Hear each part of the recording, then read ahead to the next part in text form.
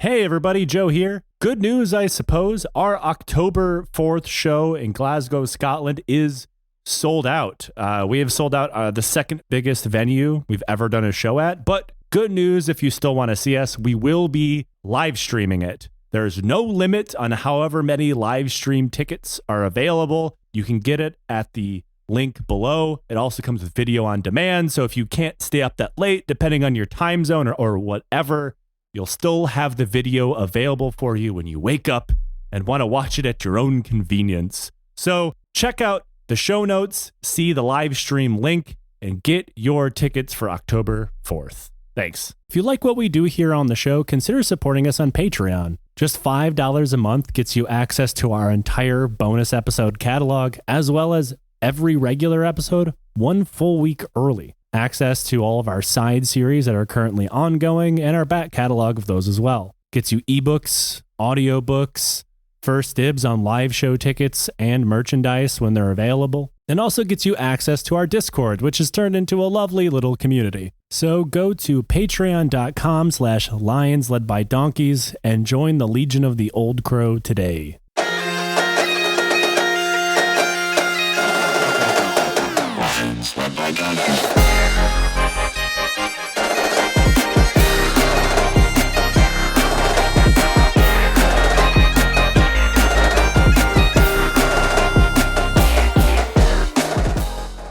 Hello and welcome to the Lions Led by Donkeys podcast. I'm Joe, and with me is Tom and Nate. And together we chair the Buc-ee's Revolutionary Committee of Killeen, Texas. It's been hard going in these early days of our glorious People's Revolution. We've had to break up fights between frontiersmen, gunfights between American volunteers, and mediate a 6-hour-long meeting between several parties of settlers over the proper place to park their slaves. Our shelves have been picked clean, our bathrooms destroyed by dysentery, and now we all have mumps. We're truly in God's country. Fellas, how are you doing? I'm very excited to spend the next couple of episodes learning about guys who spent the majority of their lives shitting sideways. There's a lot of disease in the next 4 episodes. I'll tell you right now, this is part 1 of 4 on our series of the Texas Revolution. My yeehaws are primed, my cousins are married, and my rights are slowly being whittled away. I'm ready to say fuck y'all. I'm ready to say fuck all y'all, because y'all is singular in this case. That's true. I'm ready to make that clear. I'm ready to hear stories about whatever the psychedelic traditions of the indigenous residents of Texas before colonization were, because I want to think that Texas tea and that purple drink are just eternal. They always existed there. Got spinners on my wagon and I'm listening to chopped and screwed fiddle music. Exactly. The wagon, that's why, because wagon wheels were wood back in those days. So when you worked wood wheels, you know, it was a real thing and it just stayed on a tradition in Texas. I like the idea of the only music, whenever we talk about military bands on the Texan side of things, it's only dudes blowing on jugs and fiddle music. And or the band from Trick Daddy's Shut Up, where he says, we're going to let the band deal with this one. And then you just, I'm just saying, the end of the day, if you were on a wagon going to Texas and you were drinking from a canteen in the early 19th century, you were gripping and sipping because you had to hold on to the wagon and you had to grip that canteen and you had to sip. So you know what? Texas is always just going to be Texas. Now, we have an interesting layout here because obviously Nate and I are both American. Mm-hmm. We've heard things about the Texas Revolution growing up in school or some other supplementary thing. But Tom, you've probably never heard fuck all about any of this. I have no idea at all. The only thing I know is that more than likely Hank Hill's dad, Cotton Hill, has some problematic opinions about the Texas Revolution. Unfortunately, I would say most people who looked back on it as this glorious thing, there's 2 options here. Mm-hmm. They don't know the truth of it because Texas doesn't teach that. Like, I lived in Texas for about a decade. I didn't go to Texas schools, but like I knew a lot of Texans. They don't really teach the true roots of the revolution in Texan schools. They frame it very similar to how like the American Revolution is framed in American schools. Like, no, it's about our rights. Oh, okay. And then you squint to like, what rights exactly? Look for the small text. Yeah. Or they are purposefully doing so. Okay. You often hear Texans say like, Texas is the only state that's still allowed to become its own country. Yeah. That is not true. Texas, it's like, yeah, your rights to either do slavery or do like the judge shit from fucking Blood Meridian. Yeah. Like, yeah. That is what happens here. This is a whole country ran by judges. I mean, that's literally the point of Cormac McCarthy's book. That's why he wrote it. Yep. That's why he fucking wrote it. I believe Cormac McCarthy's book, Blood Meridian, is post-annexation, but I don't remember. But it's set in Texas and he's from Texas. So Yeah, like yeah. 100%. Yeah. So this is proto-judge. Now, the Republic of Texas, everyone's favorite repository of the world's most annoying football fans, psychotic politics, and of course, the one guy who will never let you forget what state he's from, owing to the fact he probably has the outline of the state tattooed somewhere on their body. Texas, despite its uncountable flaws, has a unique place in the annals of American history. An independent body, kind of, created from a revolution separate from the American Revolution, kind of.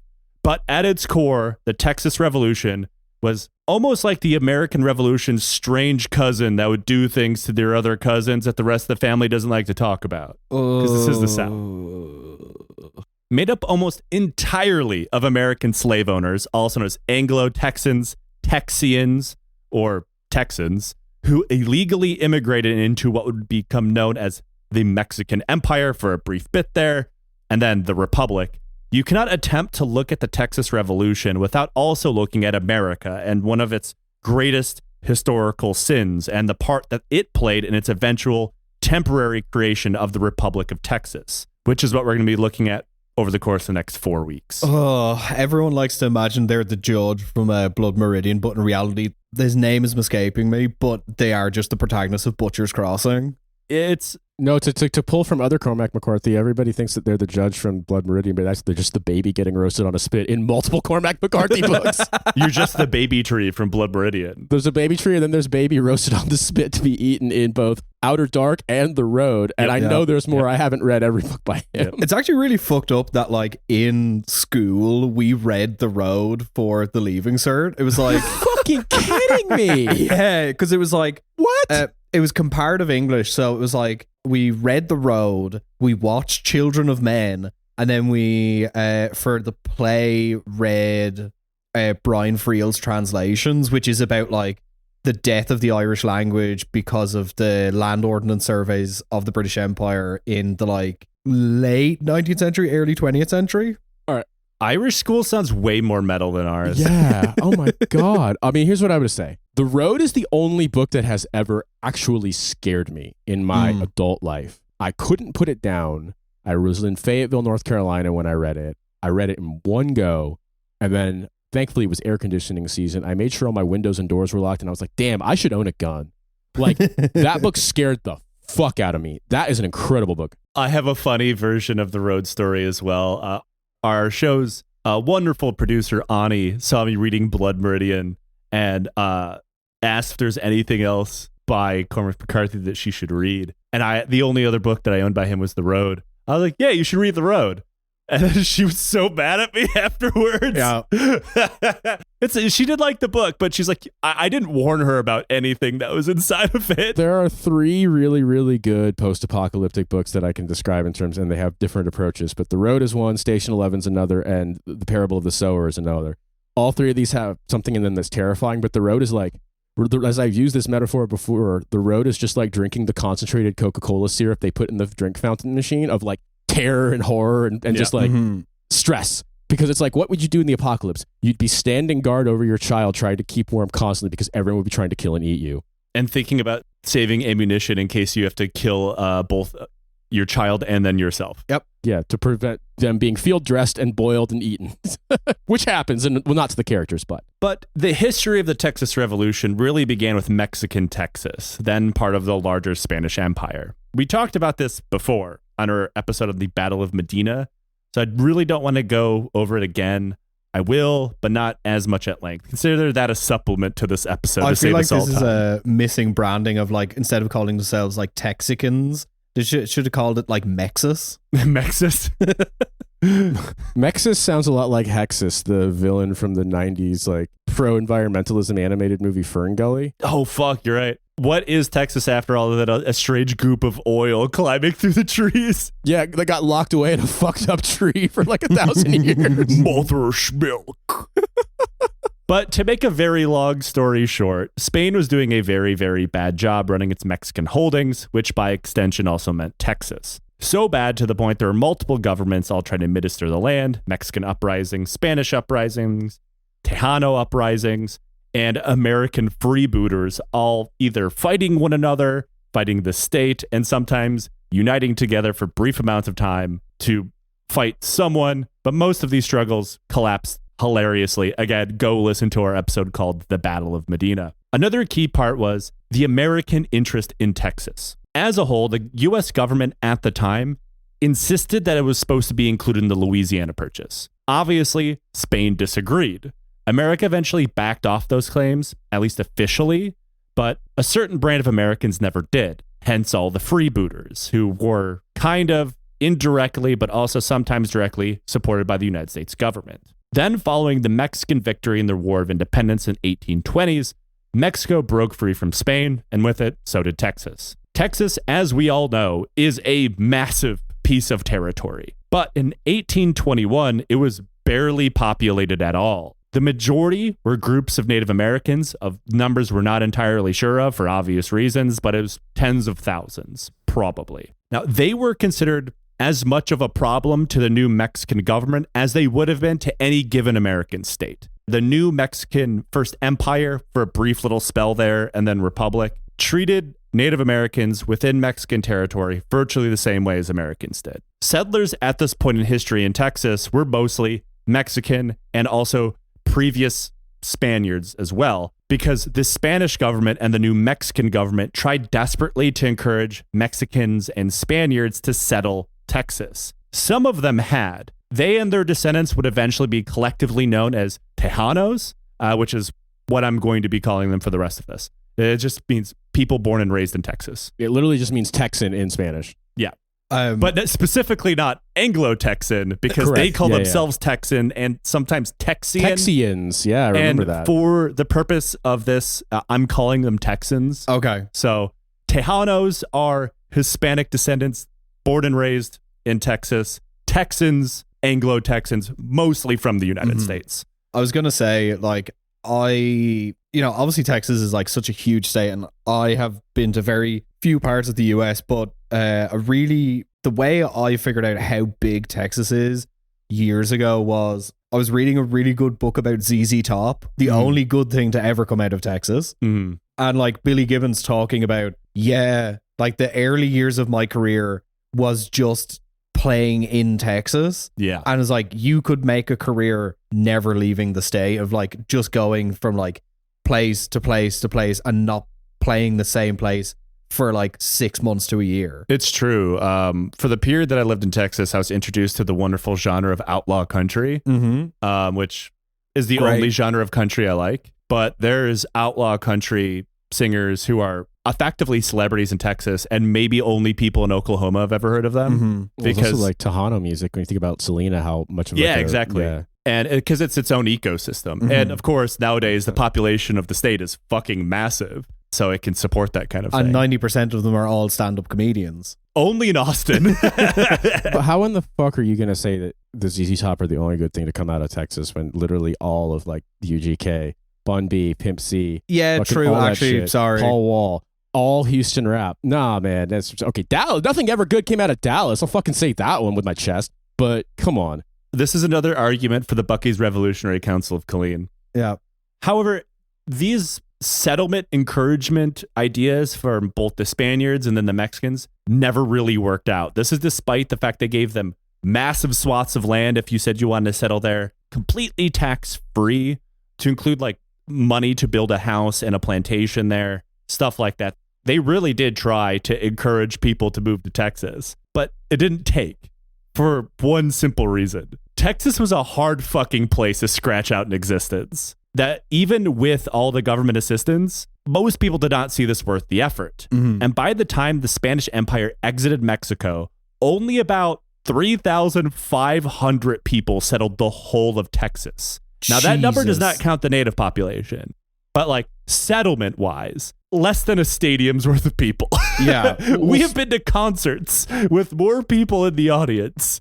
Well, I would point this out too, that it's not the same period, but it's a similar vibe. Actually, to some extent, it's close, which is another place that people are like, wow, big, needs colonists, needs European colonists, is Australia. And similarly, if you actually read historical documents about what it was like to be a pioneer settler in Australia, convict transported labor, it's horrible. It fucking sucks. No one would have gone there if they weren't forced to, by the English. And so similarly with this, it's like, genuinely, it's like, yeah, it's just it's a beautiful landscape. It is a hard fucking life out there. And this is pre everything. You know what I mean? But I mean, like, that's like really in line with just in general the entire American Southwest, like at this time. It was a brutal life. Oh my God. Like, it's obviously romanticized in the modern American mind, but like frontier life was fucking horrible. That's why all of these people that do take part in frontier life, do take part in the Texas Revolution, are all pretty much the personification of vile frontiersmen, because they're the only people that survive out there. Yeah. I lived in New Mexico for 3 years as a kid, and like, it's a harsh environment now, and I can only imagine what it would have been like back then. Yeah. And the fact that, like, there's the disease, the isolation, the extremes of the temperature, the wet, the climate, pests, disease. You are encroaching on a place that already has a population who do not want you there and will kill you if they can. Yeah. And they often did. And they often did, yeah. Yeah, I'll stop interrupting, but you want to read something? There's a book by Willa Cather called Death Comes from the Archbishop, which is basically about like pioneer culture in New Mexico around this time. And you're like, the environment will kill you, and if anyone offers you shelter in their friendly little hut, they're a serial killer with thousands of bodies in their yard. Yep. So like, yeah, that's all you need to know. And the vast majority of this population was focused around two places: San Antonio de Bexar, which I'm just going to call San Antonio from now on, and La Bahia. Pretty much the only two settlements. Spain decided to try another tactic at one point. Knowing there were a lot of Americans who wanted Texan land, they reached out to an American man named Moses Austin. That is not who Austin is named for, in case you're wondering. It is his descendant, but we'll get to there. Now, Austin made a fortune in the lead industry before eventually going flat broke and was forced to go on the run to escape debtors. During that time, he relocated to Spanish-held Upper Louisiana, and with the permission of the Spanish crown, began to buy a fuckload of slaves, bring in Americans, start up a mining operation. That was very profitable until, of course, that territory suddenly became America. And then he had to run again, lest he be caught up to by all the other dudes he owed money to. He ended up in Spanish Texas and then San Antonio. Austin was a guy he was one of those dudes that always had a hustle up their sleeve, right? He pitched an idea to the Spanish government: pay me money and I'll find Americans willing to settle here. We'll all become Catholic, we'll swear an oath to the King of Spain, and we'll learn Spanish. We'll just become Spaniards. Spain, despite being very desperate, thought this was kind of nuts, but not so insane they wouldn't give it a chance. So they limited the amount of immigrants that he could bring to 300 families, no limit on the size of families, mind you, and agreed to give them 20,000 acres of land because it's Texas and there's a lot of land to go around. Suddenly a family has 20 to 30 uncles each. It's all about the unks. It all comes down to the unks. Austin found willing settlers surprisingly fast, but he did it the most American way possible. This is not going to be some kind of manifest destiny frontier situation like we saw in the American West or would see in the American West in the future. Rather, Austin hired the settlers as contracted employees to what amounted to be a company town that he would run as dictator. He also insisted that everyone bring as many guns and slaves as they could in order to make the settlement go as smoothly as possible. At the time, Spain, perfectly fine with slavery. Mexico wouldn't be quite so fine with it in the future, but for now, Spain's like, yeah, totally fine. Bring as many slaves as you could pack on your wagons. Sorry, senor, it's totally okay to own slaves, but you cannot dance after 9 p.m. or marry your cousin. It's not okay. But before the plan could be carried out, Austin dropped dead and left the entire project to his son, Stephen Austin. Oh, I thought his son was going to be called Austin Backshots. Austin. I love the idea that there's already a culture of just all naming your kids after Texan things before Texas even exists. It's just like people just show up and they're just like the spirit of I don't know, fucking, the kind of guy that Hank Hill is based on, except gross and mean and not redeeming in any way. It's like that spirit has always existed in Texas, and if you go there, you get possessed by it, and you just decide to start calling your kid Reagan. You don't know why. This is my daughter Reagan, my son Houston, and my dog Stephanie. Like, I'm thinking about like the type of people who would have, I suppose, like eked out some sort of life in Texas at the time. And they were rough dudes. But see, the only thing that I can kind of compare them to is what we talked about in the first Boer War series of like those type of insane people who's like, yes, the wilderness is the only thing I can live in because the world is changing at a pace that I just can't deal with. I must go and like fight with God and nature to survive. I will say there's a lot of connective tissue between the first Anglo-Texans and the Boers. They have a lot in fucking common. Okay. Austin took the mantle of the new settlement boss and led his several hundred Americans towards San Antonio. But when they're about halfway there, Mexico became independent. Therefore, so did Texas, and their deal with the Spanish crown was now moot. Mm-hmm. This is where Austin meets a man named Jose Antonio Navarro, a self-educated lawyer from a former Spanish noble family. Self-educated lawyer. Yeah. That is a career path that does not exist anymore. Technically, it does in California, where you can like study for the bar. Okay. Like it is a weird apprenticeship that only rich people like Kim Kardashian can do. Okay. And not pass the bar, of course. I love the idea that you just go into a court and you just start winging it and freestyling, and some people are like, "Damn, he's got that fire. He's got that dog in him. He's good." Doesn't know and shit also, about like, how case are they law. going to prove you wrong if you just rock up like, "I'm a lawyer"? Are you going to look him up on the internet? Like, no, he's wearing a tie. He's probably a lawyer. Now, my word to the jury, have you not considered my client is based and cool and is not guilty at all? Have I introduced you to a thing called settler colonialism? Have you considered that the guilty party is gay? Navarro quickly acted as a go-between for the settlers and the new Mexican government. The Mexican government really didn't want to honor the deal made with the Spanish and instead wanted, an actual functional immigration system to be put in place rather than like a buy-in system, like the world's first golden visa. However, Navarro and Austin eventually went to Mexico City to plead their case, which amounted to, look, nobody else wants to live there. Why not let us? And for the Mexican government, there's a lot more at play here. They saw three major threats to their new borders, and most importantly to the context of our series, Texas. The first was the native population, who obviously did not give a shit who said was in charge. They wanted to run their own lives in communities because that's their fucking right. They don't belong to Mexico. They don't belong to the United States. They don't belong to Texas. They want to belong to their own communities like they always have. Now, this is obviously a problem for the Mexican government because they were completely broke. They could not fund any kind of military operation to suppress the natives.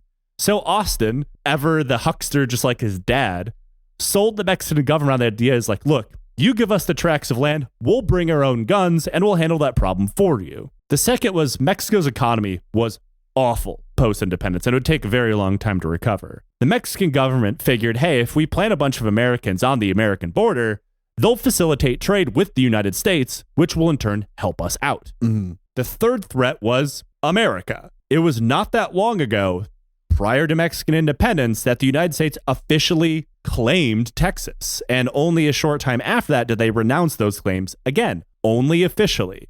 Most people in Washington and the American media were talking about how Texas was rightfully the United States property. But Texas thought, well, they won't invade us if we put something of a meat buffer of Americans between us and them. We're kind of good at being that, aren't we? It's just sort of like, it's like it comes second nature to us. I want to be a buffer zone so bad. Please. We make jokes about the meat wave, but what if you're the breaker for the meat wave? You are the meat breaker. They're like I'm a the meat breakwater, seawall. yeah, exactly. They build a seawall out of meat to stop the tide, and it's like, yeah, take that metaphor as far as it'll go. There's lots of Americans, and most of them are fine with getting killed. That's why we are the way we are. Please, Daddy, stack up my meat wall. Yeah, once again, as a point I have made before, is Americans are so comfortable with the concept of jihad, but not the name.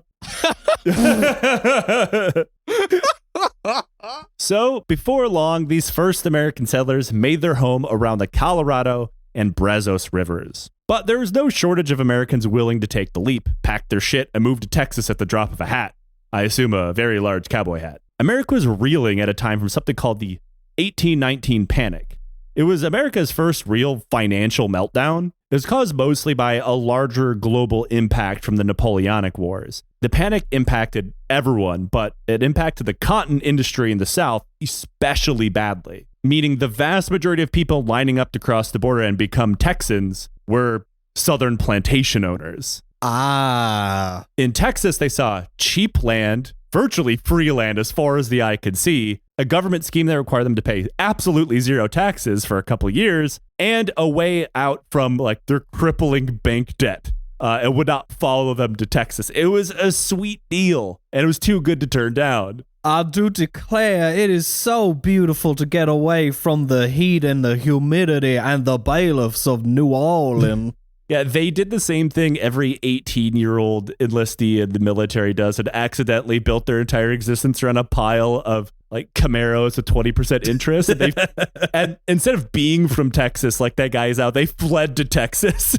More and more settlement licenses were given to Austin, who in turn sold them to prospective settlers, who were given huge quantities of land, but specifically in places where the Mexican government thought they would be most at threat from the native population. They're like, oh, there's a huge population of Cherokee there. Let's put Steve and the Georgians right next to them. They'll handle each other. Oh, like, what is the kind of like average size of like land holdings that like people are being given? Thousands of acres. Fuck. Yeah. It's a lot of land. It's a lot of land to surveil. What would happen was the government wanted to do it like community at a time. Okay. So like a group of plantation owners, mostly from the South, would get together and buy a license. That license would be tens of thousands of acres to move in and start a whole community. Okay. And then they would then part it out to the different plantation owners because Mexicans' idea was, oh, we just drop a town right next to where the Cherokees are living. Mm-hmm. And then drop a town here, and then drop a town there. And then they would just be on their own, sink or swim. Most of the settlements were wild successes. And by that, I mean violent as fuck. Though through this early process, all settlers were required by law to learn Spanish, become Mexican citizens, and convert to Catholicism. And in the first couple waves of settlers, they did do this. However, the Mexican government was not looking to just give away all of the land in Texas to white dudes from Alabama. While they were allowing a few hundred in at a time, they were also trying to pass more laws to encourage people from the rest of Mexico to take the same land deal, but with a few more benefits on top. But again, they didn't fucking want to. It was a hard deal to take. And most importantly, remember the kind of people that are moving from the United States. Plantation owners who own slaves. They have money. It's easy for them to move in and kind of pop up a community without killing themselves to do it. That's not to say it wasn't wildly difficult, but they had the means. Your average Mexican citizen did not have those same means, no matter how many benefits the governments offered them. So American land speculators began bribing Mexican nationals to take the government deal and then in turn give them the land grants. Ah.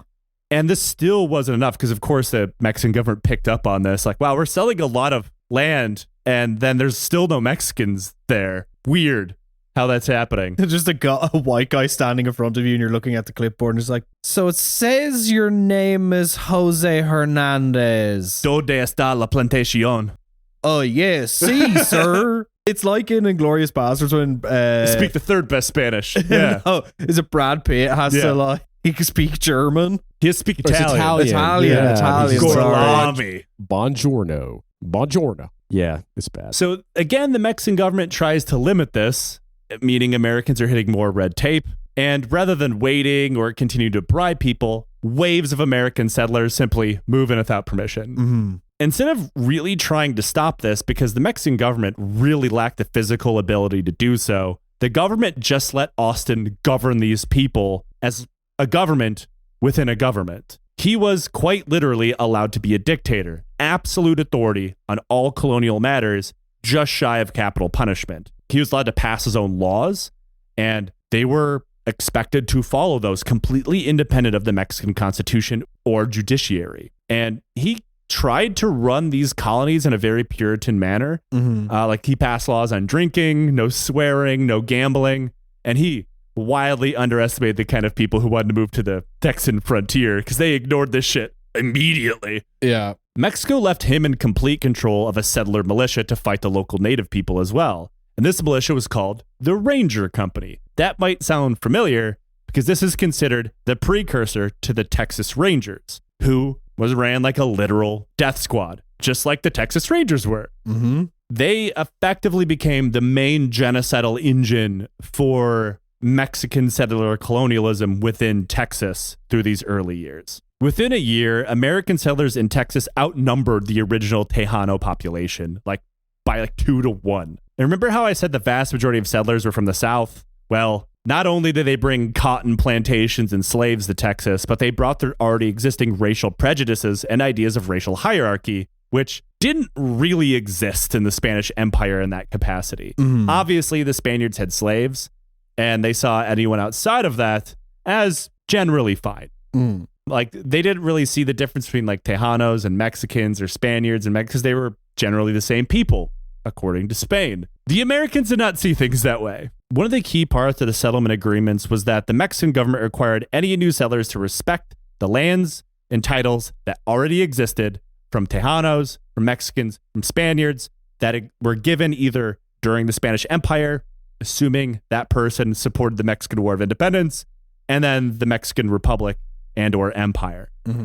So in 1825, the leader of one colony near Nacogdoches, a guy named Hardin Edwards, decided to just ignore that and decree that any Tejanos living in this area need to vacate their land and make room for new American settlers. The Mexican government pointed out that, hey, you can't do that, to which Edwards and a portion of his colonists reacted in a very normal, well thought out way by suddenly declaring the colony a free and independent state called the Republic of Fredonia. It's like a kind of name that like you'd expect some like libertarian microstate to have in the modern day. It's like, no, we're Fredonia. Or some like really, really low rent sci-fi author. Yeah. Hey, I'm sitting right here.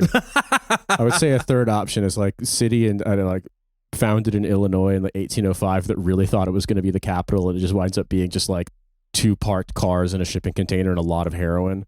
I mean, that's also most of the places we're going to talk about here in modern day Texas. But they're weirder. They're weirder in ways that, without riffing too hard and derailing, I'm just saying Texas weird, especially Texas Panhandle weird.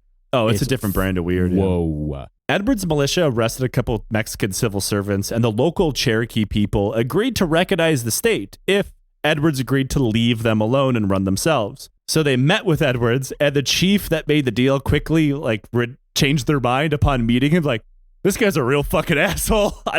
So he goes back to his tribe, and his tribe, on the flip-flopping of this deal, getting them involved in quite possibly being more suppressed by the Mexican government and or the settlers, then murder their chief for getting them involved. So, yeah, they policed themselves quite effectively. Austin was so mad at Edwards that he deployed his militia to work side by side with the Mexican army to march in and end the whole thing. Fredonia fell without a shot being fired, and Edwards fled back across the border to the United States. This could have been a story about a single prick getting all uppity and getting kicked down, which is pretty much what it was. After all, Austin, despite his many flaws, was true to his word. He helped the Mexicans stop this idiotic rebellion. And this wasn't even the first time that Austin and his settler militia mustered forces to defend Mexico. In 1829, the Spanish attempted to reinvade and reconquer Mexico. They failed, but Austin's militiamen were fighting side by side with the Mexicans against the Spaniards. At this point, Austin was a true believer in his deal with the government. There's no doubt that even as a settler colonial slave-owning dickhead, he was actually a man of his word at this point. However, to the Mexican government, it was only further proof that the settlers could not be trusted. They believed that Edwards was an agent of the United States, another freebooter sent in to start shit and steal from Mexico. And to be fair, like I said, the US government and multiple presidents, Congress people, you name it, had reached out to Mexico to offer to buy Texas from them in cash like it was a used car. Not to mention, it was a very popular belief within the United States at the time, publicly, through the media, through the government statements, you name it, that Texas was rightfully American. So it really does make sense as to why the early Mexican government would think that Edwards was something of a proto-CIA agent sent in to start shit up. So in response, the Mexican government ordered an expedition to go around to all the colonies and just kind of check out what's going on there for the first time. Like, let's see what these fucking white people are up to. They hadn't done this yet. Hey, whiteys, y'all chill? Like, y'all cool? You're supposed to speak Spanish, right? And then you just get greeted by a wave of the most horrific slurs ever seen in Texas up until that point. Hey, hola, brother. ¿Cómo estás? Yeah! Uh-oh, that's where ¿Qué ondas, güey? Ay, güey. All I can think of is El Mariachi. It's fucking goddamn. Texas has its positives, but yeah, this part of Texas culture is just like, Yeah. I lived in Texas for a long time, and I'm not going to say I hated it. Like, of course, this is a long time ago. Texas is very different now, at least from my understanding. I had a positive experience living in Texas. Question for the table. Is Texan chili the one with the beans or without the beans? Without. No, it has beans. It has beans, or is it? I thought Texas chili was always the one that was meat only, because beans is normal basically everywhere else. You can get me if I'm wrong, then I'll be wrong for the permanent record. But I always thought Texas chili didn't have beans. All right, I stand corrected. Texas chili traditions dictate no beans or tomatoes. So it's very similar to pozole. It's amazing stuff. I won't derail it, but yeah, it's good to put on top of a hot dog. But that's the Detroiter in me coming out. Well, I mean, I'm a fucking come on, man. It's all sorts of mishmash shit for me. I love making chili and putting it on rice, which some places in the Southwest do that. Other places are like, that's like, I don't know, that's like putting ketchup on a fucking ice cream sundae, like, you know. Yeah. So, well, if they're not putting it on rice, what do they eat it with? Just the chili. You eat the chili like a stew. Sometimes you have cornbread, tortillas, dried like tortilla. Because like tortilla chips, I mean, it really kind of comes just from like dried tortilla crackers shit. But you know, there's all sorts of bread adjacent stuff in that food that you can use to scoop things up It's with. good. I like food in Texas. Is slapping Texan barbecue is They do good. barbecue really Mexican well. food is solid. Yeah, exactly. And Tex-Mex, when it's done by Tex-Mex people, can be fucking amazing. It's good. Yeah. I mean, we've argued about this on the show for years, but Nick and I and some other co-hosts of mine have argued that Mexican food in Texas is better than in California. Okay. And that was something that I think was the closest Nick ever came to actually throwing down with me about. I mean, it's obviously like you can get some Taco Bell adjacent shit, but like you can get really good stuff. But also like, I don't know, man. Same thing with Arizona. Like I love Sonoran food, and like Arizona is basically next to Sonora, so like you get a lot of it there. You get a lot of from Mexico, especially like Serrano food. Like you get a lot of stuff from Baja California. I don't know. It's great. It's great everywhere. It's different everywhere. You got to but you got to go to the place where it basically looks like somebody fucking cut a hole in a school and they're selling tacos out of it. You know what I mean? Like, yeah. I used to buy empanadas and breakfast tacos from someone's balcony. You told me about this the other day. Yeah, and it was the best I've ever had. I invite all of our fans from the southwestern states to just argue amongst themselves in the comments. I'm going to leave you with one thing really quickly, and then I'm going to start coughing and be quiet because I'm sick. One time when I first got back from Honduras, I lived there for 6 months. I was deployed there. I learned Spanish, and I learned it pretty well because fucking I already speak French. And there were some Puerto Rican ladies at Fort Richardson, Alaska, in like one of the post buildings, and they had like a little coffee shop kiosk, and they sold empanadas. And I asked them, I said to them, obviously in English, in uniform, looking like me, red hair, pale as fuck, El Blanquitito. And I was like, could I get, I know the guys in my office have never had empanadas before. A lot of them haven't. Could I get like 20 of them?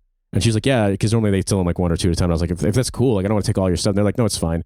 And then the girl turns to the other one and she's like, just give him the really small ones. Like that'll be fine. And then I was like, I basically said in Spanish, like, it's not a problem either way. I don't mind paying more. And she looked at me just dead. She's like, que vergüenza. Like, what shame. And I was like, I said to her in Spanish, I'm like, don't worry. No one would ever assume I speak Spanish. It's okay. Unless you lived in Argentina or something. Or quite frankly, in Central America, there's white as fuck people. You meet them there. So most of them are Mennonites, but it exists. Previous to this, the Mexican government had passed what could be considered slavery reform rather than abolishing it outright. Love reforms. Love a reform. Of all the institutions that don't need reform.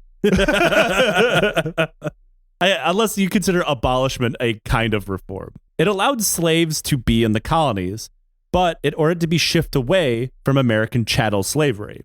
By that I mean slaves could only be on a contractual basis for 6 months at a time, and by the end of it they had to be released, rather than a lifetime of bondage, and then that status being passed down to their children, like the American model. No slaves could be bought or sold within Mexico, and while children could be slaves, they fell under the same rule of 6 months only or to their 14th birthday. Colonies swore up and down that they were following this law, but when that expedition went to check on some colonies, they discovered not a single fucking one of them were following that. They just had tons of slaves. The settlers had imported American chattel slavery and simply lied about it. Furthermore, the expedition found that nobody was speaking Spanish, none of them were Catholic, and only a small fraction of the settlers were even there legally at all. So by 1829, Mexico abolished slavery, which panicked Austin.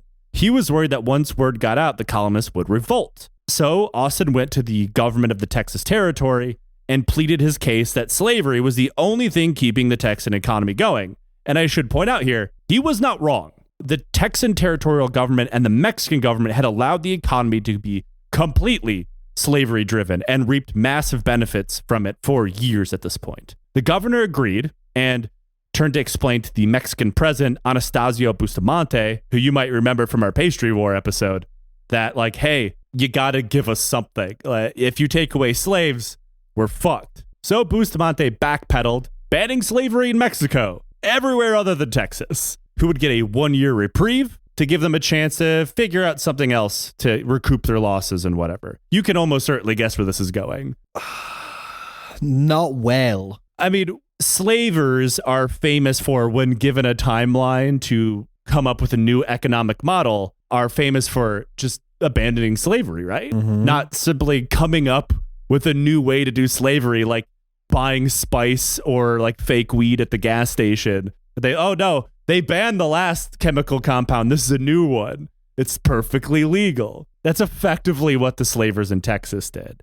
They dialed the evil up to 11. They forced their slaves to sign a lifelong contract of indentured servitude, and indentured servitude was technically legal in Mexico. Yeah. The contracts include a fake astronomical amount of debt the slaves owed to their slave master, and listed daily wages so small it would never be able to be mathematically paid back over the course of the entire lifetime. Mm-hmm.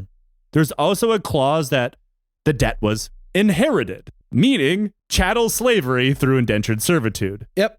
Also, your child, when put in chains upon birth because you can't pay back your debt, cannot begin accruing money towards the debt until they're 18. That way, when Mexican inspectors came around to see if settlers are following the rules, they'd be like, no, sir, that's not my slave. He's legally an employee. Let me show you my books. Yeah. Just like nowadays, like, no, I don't need to give them benefits. That person's not an employee. They're an independent contractor. This system, while unspeakably evil, was a boon to the settlers and the territorial government, who could point to the settlements as the main economic drivers for the entire territory, which were now also following the law. Mm-hmm. But this only pissed off Bustamante further. He saw immediately what they were doing because, like, indentured servitude for life in Mexico was not a thing. Yeah. But it was not technically illegal.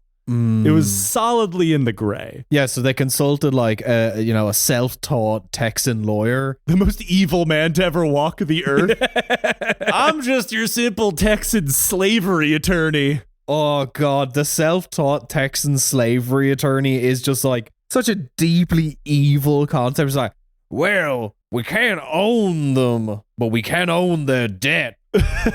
Which we have also invented. That guy today just works for something called like the Freedom Research Institute. Yeah, like or McKinsey. Yeah, and it's like, oh, how can we leverage like?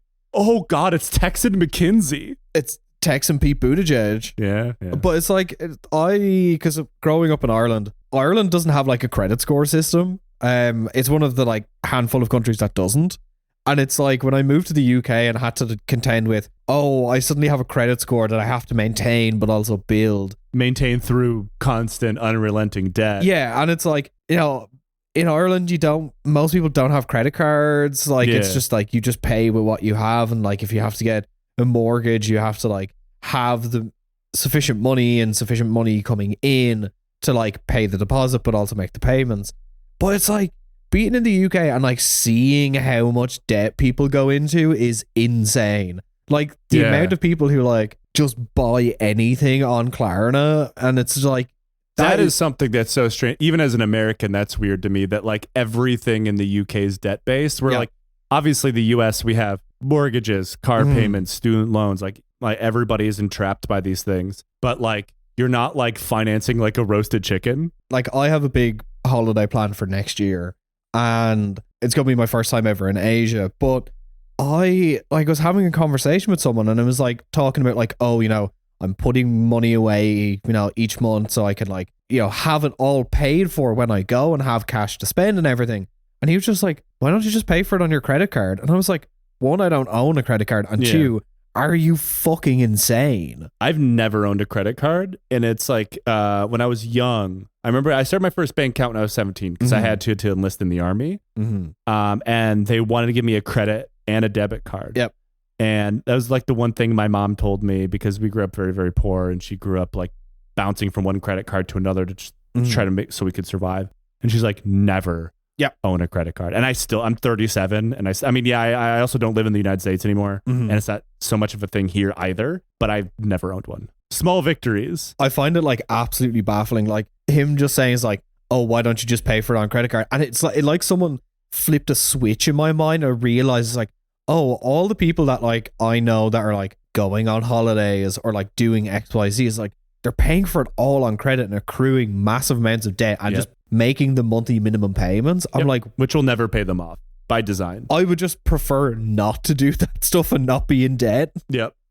The evil Texan slavery attorney's like, what if the whole country was ran by Klarna? What if we turn the entire state into Klarna and we also use the people as currency? Yeah, pretty much. So Bustamante gets pissed.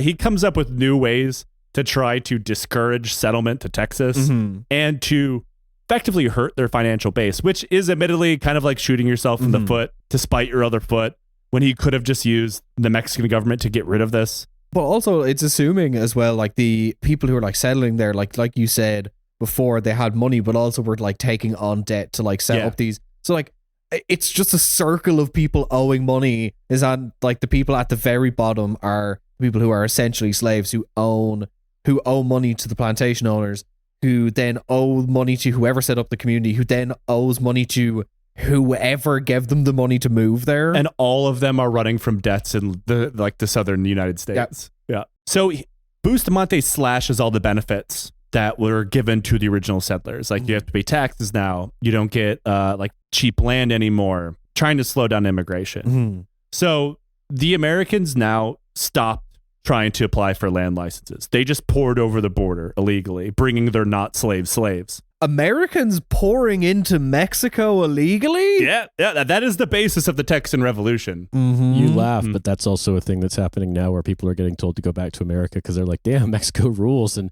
it's cheaper than America and healthcare is affordable. The Mexicans are like, you don't have legal status here. Bye. Yeah. My personal favorite is like Vietnam War veterans going to Vietnam to live off of their pension. But when Bustamante put tariffs in place between specifically Texas and the United States, he just created a whole network of smuggling. By the 1830s, tens of thousands of Americans had illegally immigrated into Texas, and even their slaves that they brought with them outnumbered the original Tejano population in the state. This massive population of settlers treated the Tejano population like they were outsiders and second-class citizens, despite the fact that they were the actual citizens in the situation. They ignored the Mexican government officials who tried to tell them what to do, seeing them as not racially being allowed to be their superior. And this is something that Mexican civil servants constantly complained about, was like, these people will never see us as their superiors, regardless of our position.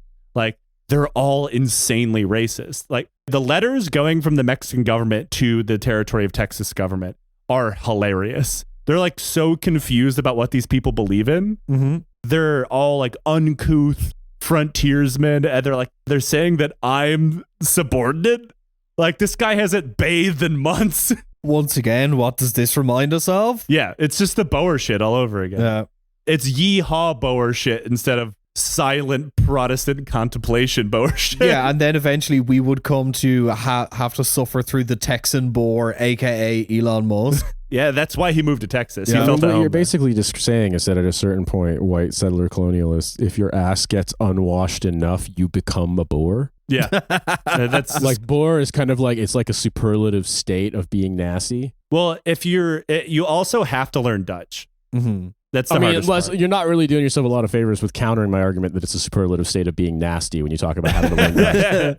This is the paradox of the ass carapace, is that like you develop a fine enough crust that's thick enough, it's protective from, outside assault, but it unfortunately seeps into your psyche as well and makes you spiritually Boer. I think the difference between the two ass carapaces, right, is like the Boer ass carapace is made out of Boerwurst. It's made out of like biltong, whereas the Texan ass carapace is like mesquite barbecue and shit. It's made out of chili with no beans in it. Yeah, exactly. You have to get a good look at the ass carapace to be able to tell Well, you what don't kind of want that settler much they are. fiber. You don't want that much fiber because if you do have fiber, you might literally burst your ass carapace from the inside. You don't want that.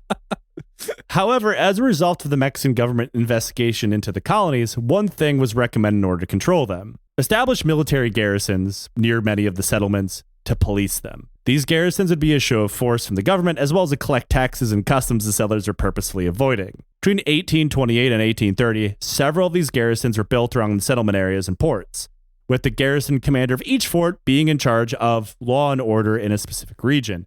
And as you can imagine, the quality of these commanders varied wildly. Some were completely in with the settlers because the settlers would bribe them. Mm-hmm. Others just took part in the illegal smuggling because it was very lucrative. And then there were others like Juan Davis Bradford of Galveston Bay Fort, who was absolutely a notorious hard ass. He was like, no, you will follow the law, which is interesting because as you may have picked up from his surname, Bradburn, he was not a Tejano. He was not born and raised in Mexico.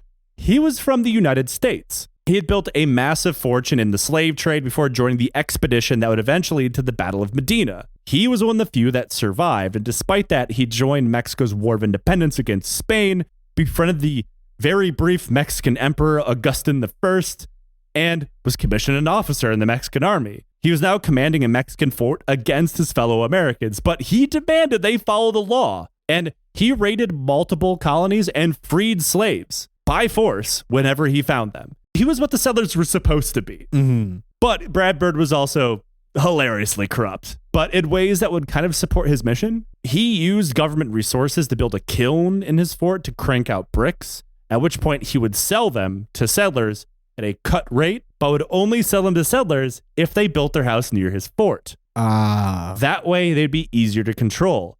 And of course, he pocketed all the profits of the brick sales. King shit. Bradburn also clashed with local government. The local government in Texas knew where their, bank accounts were filled from, and that was from the settling slavers. Mm-hmm. They knew that granting illegal land grants and permits to illegal settlers was good for them and good for the economy.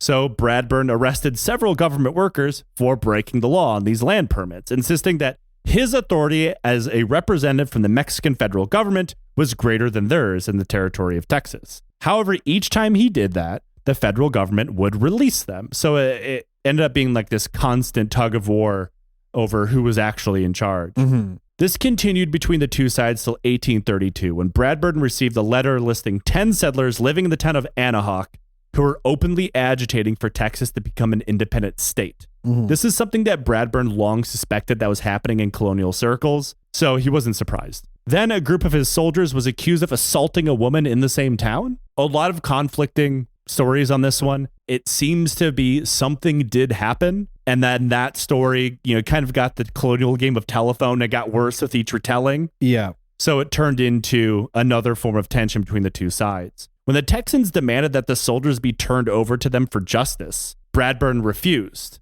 Because, interestingly enough, as the story goes, in the book The Texian Iliad, which is quite a good read when it comes specifically to the military history of the revolution and not so much the political aspect of it, according to the book, this assault happened and a Texan watched it happen and didn't intervene. Mm-hmm. So they lynched that guy for not intervening. And they insisted that the soldiers be turned over for the same justice. So, of course, Bradburn refused. The Texans began forming a militia and openly threatening Bradburn's life. And remember, they already don't like this guy. Mm-hmm. Forming a militia at this point was no longer legal like it once had been. There was one allowed militia that was under the command of Austin per the Mexican government, and individual settlements cannot just pop up bands of armed white dudes. But they did anyway. So Bradburn sent in a patrol to arrest its leader, Patrick Jack.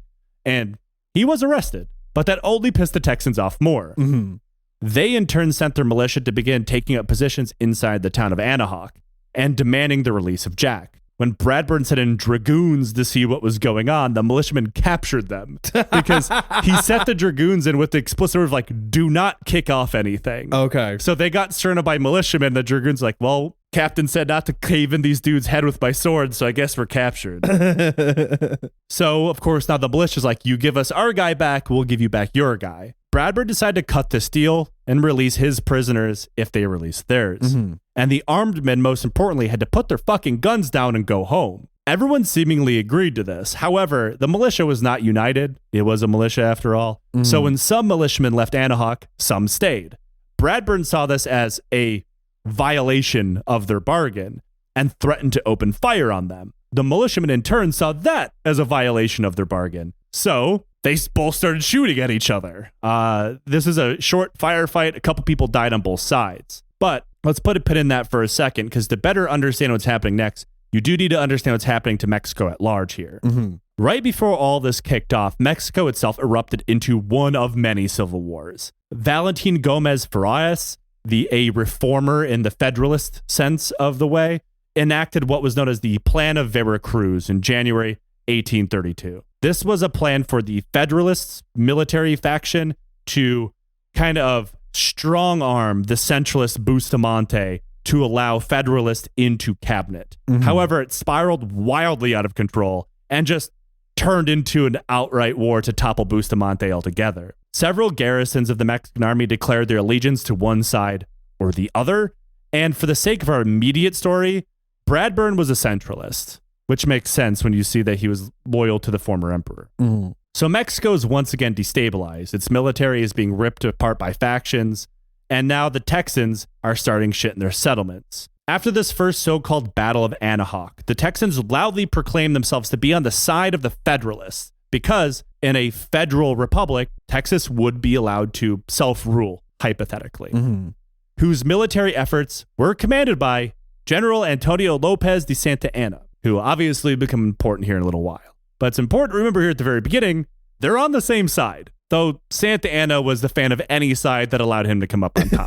This will happen like a dozen times. Santa Anna is so interesting to me because he was president in a very fluid way so many times that historians cannot agree on how many times Santa Anna was actually president.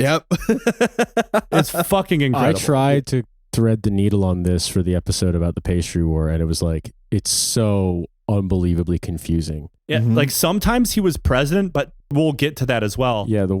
He wanted to be president, but not actually act as president. He wanted the title, but not to govern. And this happened a lot. So an order goes out from the Texans, a call to arms to gather more militiamen, more guns, and the several cannons that the Mexican government had given them to better fight the natives. Bradburn in turn called for reinforcements from the rest of the centralist faction military. However, the other centralist military commanders in the region point out to Bradburn, like, look, we have enough fucking problems right now. We need to stop Texas from blowing up and really getting involved.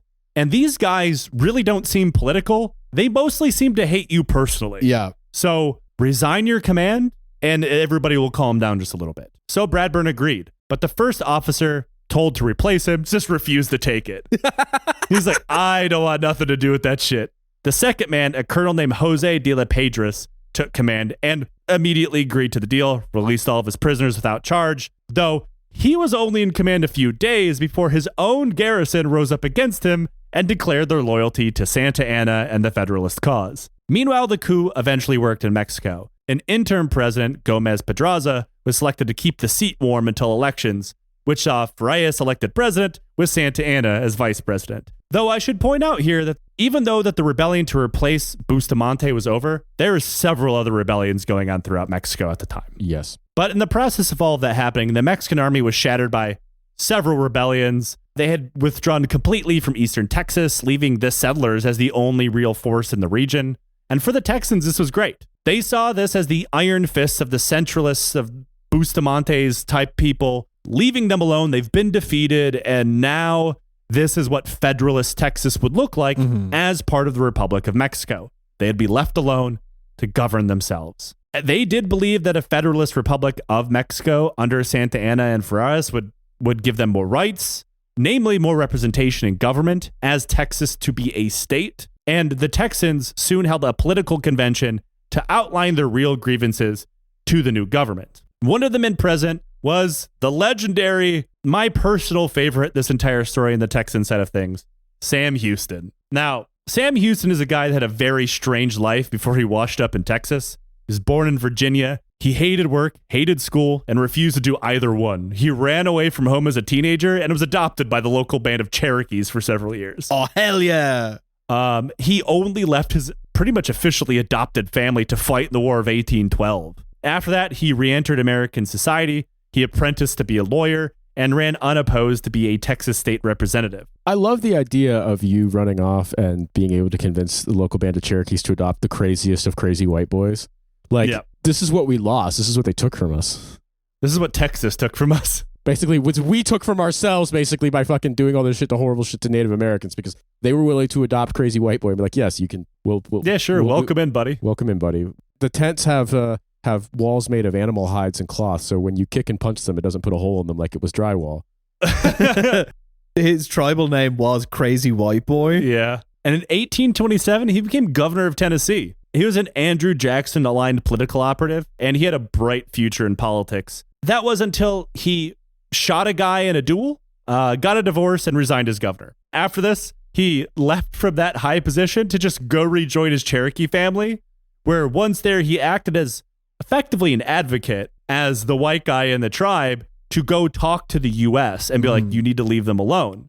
He was a strong advocate for Native rights, at least in his period of life. But when he is accused of like a weird vote buying scheme and official corruption, instead of submitting himself for an official investigation, he simply beat the congressman who accused him with a cane half to death. Hell yeah, I can get behind this. Then he packed his shit and moved to Texas in 1832. Like, after all of this shit's already blowing up. When Sam Houston shows up, several people have already been shot. There's multiple civil wars going on. He's like, God's country. How can I make this worse? Houston and the others penned a Texas state constitution and formally requested the government allow Texas to become a federal state within Mexico and send a delegation to Mexico City to meet with Santa Anna, who had become president in 1833, with Farias now as his vice president this time around. Though this period of time, Santa Anna's rule is known as the absentee president because, again, he wanted the title of president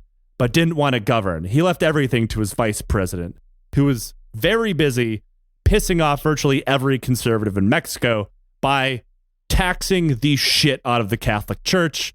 He attempted to reform them, ban mandatory tithing, ban official religion. He was kind of doing French Revolution shit, which was very, very unpopular. The Texan delegation was led by an unelected but undisputed leader in the form of John Austin. Santa Anna was not exactly the most welcoming man to him and blew Austin off. So Austin got pissed and penned a letter asking the governor of the Texan territory to simply declare it a state on its own. Not an independent state, but a federal state, which is not how anything works. But the letter was intercepted. Santa Anna saw this quite rightly as treason and had Austin arrested. In the meantime, the government was wildly unpopular owing to Farias attempting to find any way to generate income. There were conservative rebellions throughout the country against him, and even though he was technically only vice president, he was blamed for virtually everything. Following this, a law was passed ordering the arrest of dozens of Mexican politicians, accusing them of being, quote, unpatriotic.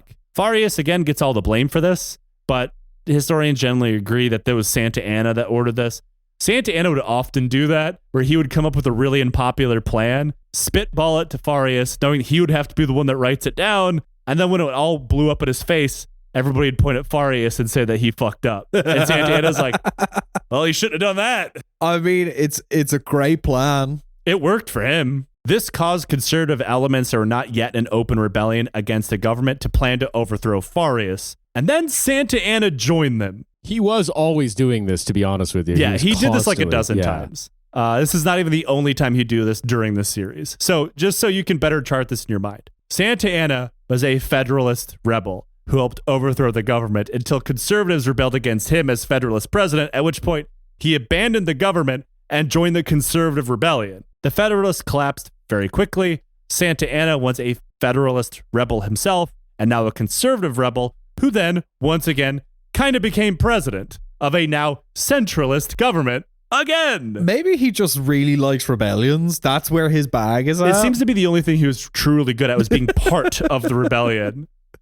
He dissolved virtually every department of government and replaced anyone he could with loyalists. However, for now, the Mexican Constitution would remain in place, at least for a little, while, but consider it mortally wounded at this point. He ordered all militias in Mexico to disband, disarm, and the total expulsion of every illegal settler in Texas. Santa Anna is just like spiritually bisexual. What? That doesn't even make sense. Play both sides, play all sides, never lose. Constantly change your mind, be really annoying. Charge his phone, eat hot chip and lie. Yeah, exactly. If only they had some means of, plugging in speakers and reproducing sound back in those days, you would not give this man the aux cord. So at this point, remember, he had jailed Austin, who is now out of prison by 1835. But Santa Anna actually did do a lot of things that Austin and the other Texans asked for. Now, at this point, Texas is officially known as Cogía y Tejas. So this is now split into 3 departments: San Antonio, Nacogdoches, and Brazos. All 3 of these new Texas departments would have more elected representation.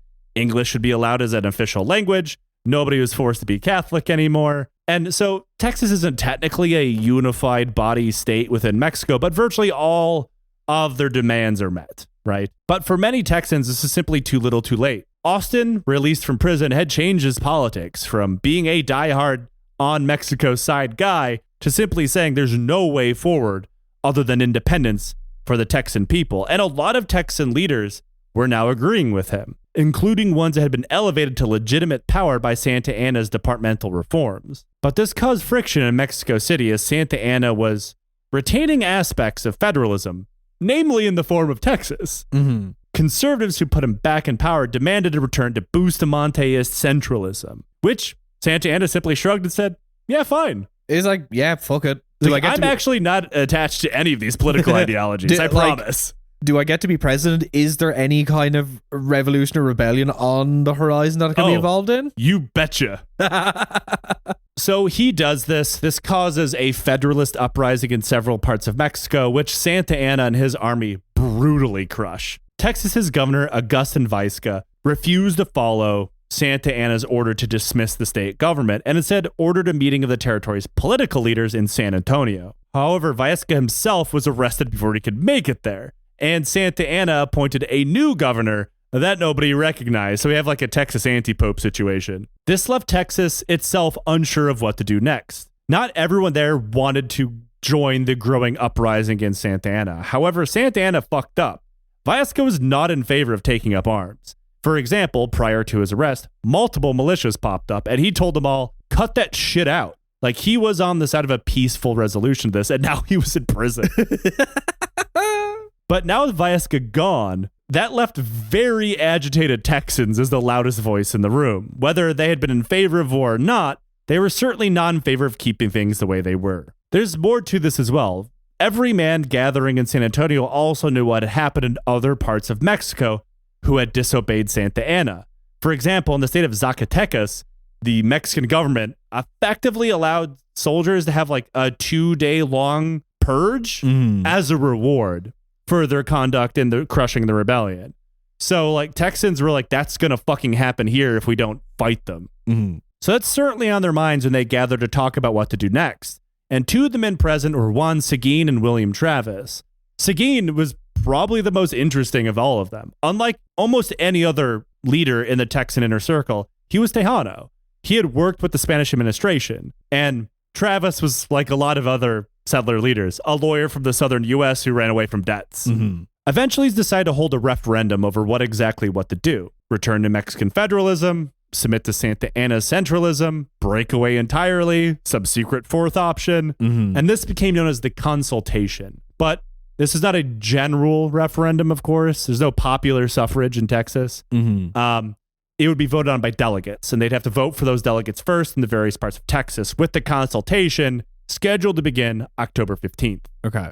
Many people in Texas are worried that Santa Anna would take this as a sign of open rebellion, which is exactly what he did. And we should pause here and point out that the U.S. was not being very quiet on this entire situation either. Both members of the government and the media were openly calling for Texan independence at this point.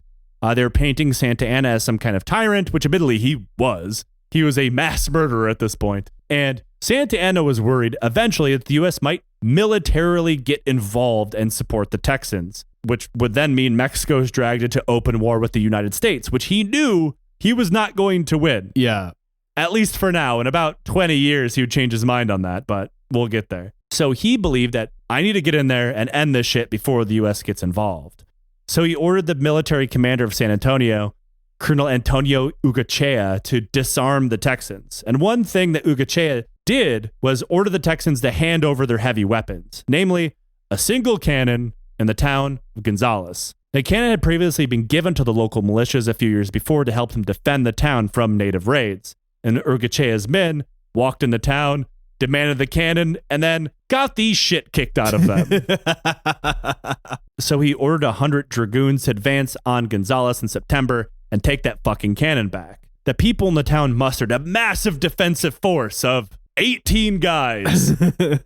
Now, these 18 men did do one very smart thing, which is immediately take the ferry that Ugachea was going to need to cross into the town and keep it on their side of the river, because the Guadalupe River is quite large. You can't just ford that shit, forcing the Mexican forces to be stuck on the other side. And inside the town, the men weren't like juicing themselves up for a fight. This is more of a pride thing. Ugachea was there for the cannon, so we'll simply not give it to them. They disassembled it and buried it. That is the funniest That fucking option they could have picked. Man. Oh Yeah. my God. Then riders from Gonzalez went in every direction, urging local militias to come out and help them. Several militias answered the call. However, one militia company coming from Columbia, Texas, couldn't come to an agreement over who was in command and said it would be commanded by a committee, with everyone being forced to vote on every decision. According to the book Texian Iliad, this is mostly the fault of a man named Robert Coleman, who refused to submit his authority to anyone else, demanding the fact that, quote, "We are all captains." So fucking spiritual Boomhauer is what you're... No. Spiritual Dale. This is spiritual Dale. Definitely not Boomhauer. I don't believe that any one man should be captain. Meanwhile, other militias, like, they had to elect their leadership, but it was generally agreed upon who would be their leadership anyway. Oh. The Mexicans, who were trying to find another way to get the cannon without an open battle, sent a mediator into the town of Gonzalez, a fellow Texan named best name alert of the entire series right here, Dr. Lancelot Smithers. No, shut the fuck up. Fuck yes. Texan Dr. Lancelot Smithers. Yep. Smithers met with a Texan man named Captain Matthew Old Paint Caldwell, who promised if he returned the next day with the Mexican commander, they'd hash everything out and settle this like gentlemen. Mm-hmm.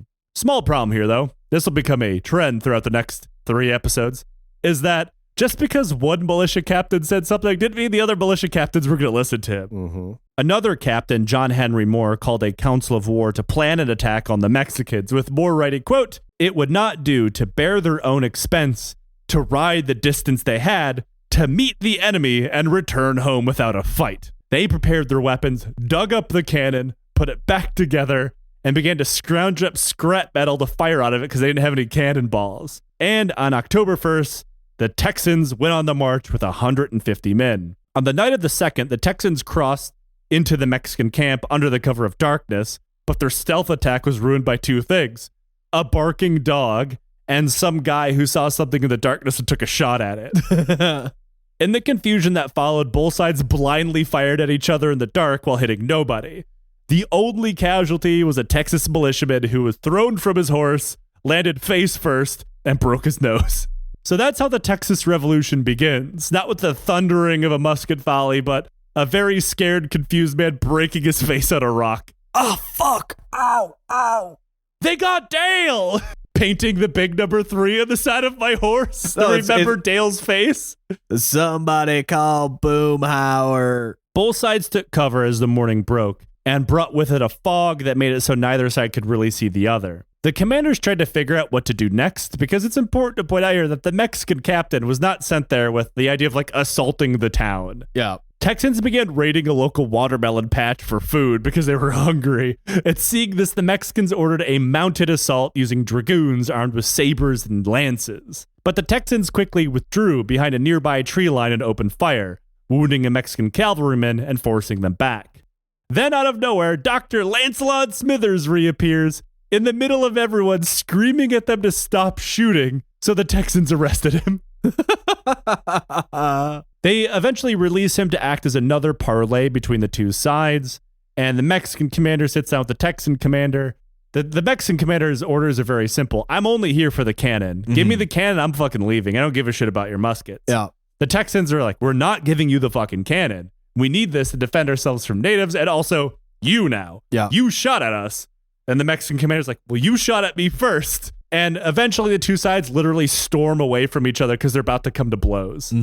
But the next morning, the Texan militiamen draw up a banner, hang it above their cannon, which you've certainly seen, that says simply, come and take it. Then they fired the cannon at the Mexicans, spitting nothing but scrap metal and nails at them. And this was enough to convince the Mexican captain, I have been outplayed. Yeah. They're shooting the cannon at me now. I gotta go. My orders were explicitly not to set this shit off. It is very clearly set off. I'm going home. Dale's over there. He's got a fork in the forehead. And that is how the Battle of Gonzalez ended, known in the Texian Iliad as the Lexington of Texas, the yeehaw heard around the world. It was not exactly a massive success or a victory, but it was a victory, and the come and take it banner lives in infamy. Yeah. Many of the Texans there that day had been on the fence about a revolution, but now there was no doubt. There was no backing down from Santa Anna at this point. We just fired a bucket load of nails at his homie. We cannot turn back. Exactly. Things might have been able to be brought down to a cooler temperature, but one of us ran after Santa Anna with a sock full of quarters, and now we all have to come together. God damn it, Tyler! Get down from that fucking cannon! For Santa Anna, there was no question that the Texans were now in open revolt. And soon afterward, the glorious victory of the Battle of Gonzalez spread far and wide, both within Texas and the United States. And soon thousands of volunteers were flooding both within and over the border to offer their services. The Texas Revolution had officially begun, and that's where we'll pick up next time. Yeehaw! Yeehaw! Y'all are fucking crazy. All y'all are off the hook. That's all I'm going to say. I'm going to show up to the next recording dressed like JB Mauney. It's important to point out here that just so you could better envision how these militias look, we'll talk about this a bit more later, but there's frontiersmen. Look at the most frontiers like you've ever seen in buckskins and coon hats. There's dudes in like 3-piece suits and top hats, like plantation owners. There's Tejanos dressed exactly like the Mexicans to the point that they have to like wear little armbands so people can tell the difference. It's wild out there, man. I am so excited for the next 3 parts. I'll come for the next one, probably having to go to the doctor and get put on promethazine, so I will get to be chopped and screwed. Nate sipping on that traditional Texan beverage of lean. Yeah, I'm gonna take promethazine cough syrup, that Swiss soda that's made out of fucking Milk Way, and a little Ricola throat drop, and put it together, shake it up. Got my purple, actually not purple drink, it'll be like brown drink. Oh, sipping on that sewage. The Tex-Mex drank where you put the promethazine in and then you just put a scoop of smooth chili over ice. Yeah, man, that's just called Texan cough syrup. It's that real Texas tea right there. Yeah. So, boys, we're at the end of the Texas Revolution Part 1. How do y'all feel? I'm so excited for the rest. Yeah, it's a good one. I had a lot of fun. I don't think Tom did, sitting on the other side of my table watching me giggle as I wrote it. It was so funny. Like, I was like working on something and you would just be typing away and then you'd like start giggling and then you'd like start typing again and then stop and start laughing. And I knew I couldn't tell you. Yeah. Because I had to save it. But that is the Texas Revolution Part 1. 3 more parts to go. Boys, you host other podcasts. Plug those other podcasts. What a hell of a way to dad. Trash Future, Kill James Bond, No Gods, No Mayors. I am involved with them in some capacity, some way, and they have both free feeds and bonus feeds if you like them. So check those out, please. Beneath Skin, show up at the history of everything, told to the history of tattooing. Books on beneathskinshop.com, and keep an eye out for November when I have some new stuff coming out as well. This is the only show that I host. Thank you for listening to it. Consider supporting us on Patreon. $5 a month gets you absolutely everything. And more than just bonus episodes. It gets you Discord access. Every regular episode like this one a week early. Gets you first dibs on live show tickets and merch. And 1 bottle of that Texas lean Asterix, your delivery time may vary. That's the only way you can rap like UGK is drinking chili mixed with lean. Yeah. That purple sludge. Yeah, it's like if you wanted to have purple drink, but it was designed by the guy from Primus. Leave us a review and wherever it is you listen to podcasts. And until next time, yeah!